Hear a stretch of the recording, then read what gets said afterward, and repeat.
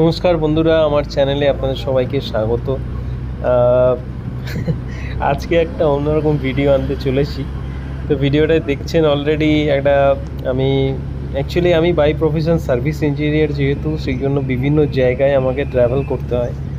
মানে বছরের প্রায় 90% ডেজ আমাকে বাইরেই কাটাতে হয়, বিভিন্ন জায়গায় যেতে হয়।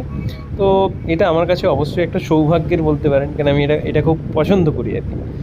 তো বিভিন্ন জায়গায় এক্সপ্লোর করা হয়, বিভিন্ন জায়গায় ঘুরতে পারার সময় পাওয়া যায়। অবশ্যই অবশ্যই কাজের চাপ থাকে, তার ফাঁকে ফাঁকে আমাকে কিছুটা সময় বের করে নিতে হয়, কারণ ঘুরতে খুব ভালোবাসি আমি। যাই হোক, এটা অনেকের অত পছন্দ হতে পারে যারা আমার মতো ঘুরতে পছন্দ করেন, আবার অনেকে এটা পছন্দ করে না। যাই হোক, তো সেটা আমি সে বিষয়ে কিছু বিশেষ বলছি না। তো আজকে যেটা আমি বলতে চাইছি, আজকে আমি এই যে ভিডিওটা আপনারা দেখছেন, তো দেখুন, খুব ভালো লাগবে। প্রথমত বলি, এটা আমি ভাইজ্যাগে একটা কাজে গেছিলাম, আমার অফিসের কাজে। তো সে একদিন টাইম পেলাম, ভাইজ্যাগটা আমি ঘুরে নিয়েছিলাম। তারপরে সকাল সকাল বেরিয়ে পড়লাম।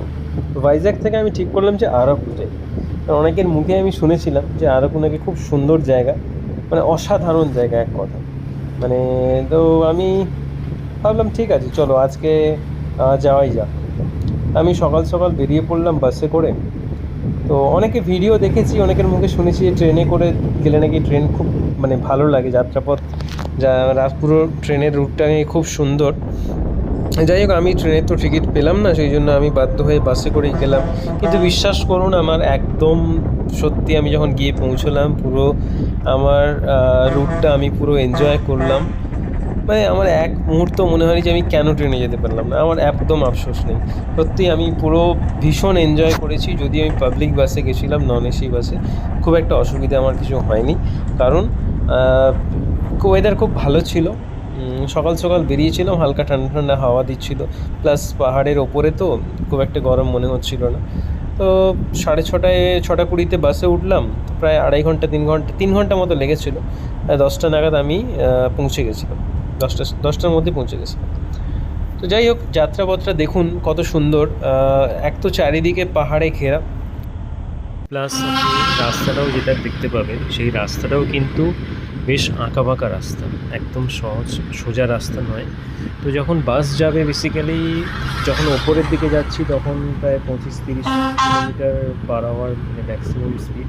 বেশি স্পিডে আপনাকে নিয়ে যাবে না, কারণ সামনে থেকে টার্নিংয়ে ওদিক থেকে অপোজিট সাইড থেকে সিঙ্গেল হয়ে যেত রাস্তা। তো সেই জন্য খুব আস্তে আস্তেই আপনাকে নিয়ে যাবে বাস। বেশ ভালো লাগবে, দুই দিক সবুজ, পাহাড়গুলো আপনার দূরে বেশ উঁচু উঁচু পাহাড়, একদিকে আঁকাবাঁকা রাস্তা, প্লাস আকাশে হালকা হালকা মেঘ থাকবে। আর ডিপ, যেহেতু খাদটা যেটা দেখতে পাচ্ছি সেটাও অনেক ডিপ। তো এক কথায় খুব ভালো লাগবে, এবং গাছ প্রচুর আছে। আমি বলবো ভাইজ্যাগেগুলো আমি দেখেছি, ভাইজ্যাগ শহরেও কিন্তু প্রচুর গাছ আছে। তো যাই হোক, সুন্দর লেগেছে এই ভিডিওটা। সেই জন্যই আমি বেসিক্যালি ট্র্যাভেল যে পুরো রুটটা, মানে ভাইজ্যাগ থেকে আপ টু আরাকু অব্দি কভার করার চেষ্টা করেছি ভিডিওতে। সেটা আপনি দেখলেই বুঝতে পারবেন। আর যদি আমার এই ভিডিওটা যিনি দেখবেন, যদি এর মধ্যে কেউ গিয়ে থাকেন এই রাস্তায়, অবশ্যই কমেন্ট করবেন, খুব ভালো লাগবে আমাকে।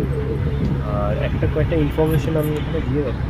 যখন আপনারা ভাইজ্যাগ বেড়াতে যাবেন, ভাইজ্যাগের সাথে অবশ্যই আরাকু ভ্যালিটা ঘুরে নেবেন। কারণ ভাইজ্যাগ থেকে আপনি ভাইজ্যাগের সমুদ্র দেখলেন, সমুদ্রের সাথে পাহাড়, একটা দারুণ কম্বিনেশন। ওখানে বেশ কিছু সুন্দর সুন্দর জায়গা আছে, সেগুলো ভাইজ্যাগের একটা ভিডিও বানানো বলবো। ভাইজ্যাগ থেকেই ট্রেন বা বাসে করে আপনি চলে আসতে পারেন আরাকু।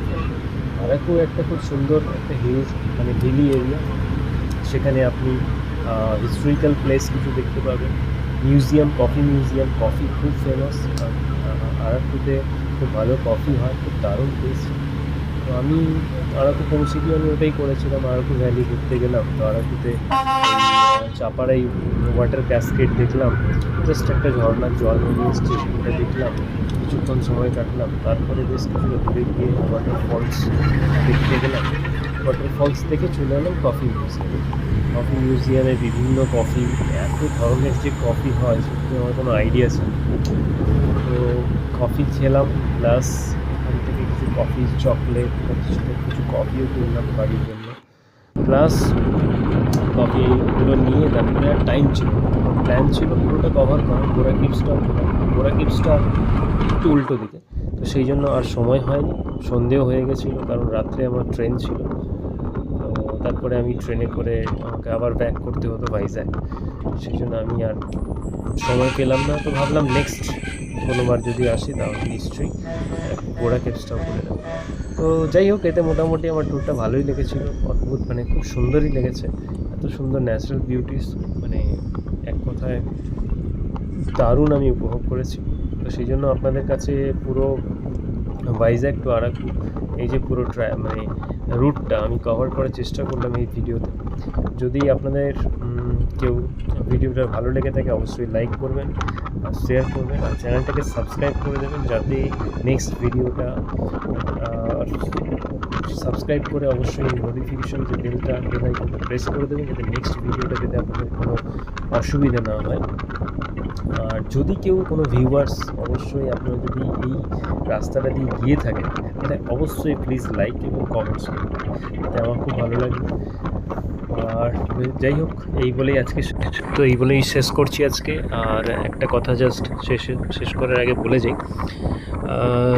যে চ্যানেলটাকে অবশ্যই, যদি ভিডিওটা ভালো লাগে অবশ্যই লাইক করবেন, শেয়ার করবেন আর চ্যানেলটাকে সাবস্ক্রাইব করবেন আর নোটিফিকেশান বেল আইকনটা প্রেস করে দেবেন, যাতে নেক্সট ভিডিওটা এলে আপনার কাছে আপনি তার সবার আগেই নোটিফিকেশানটা পেয়ে যান। সবাইকে অনেক অনেক ধন্যবাদ, ভালো থাকবেন, সুস্থ থাকবেন, থ্যাংক ইউ।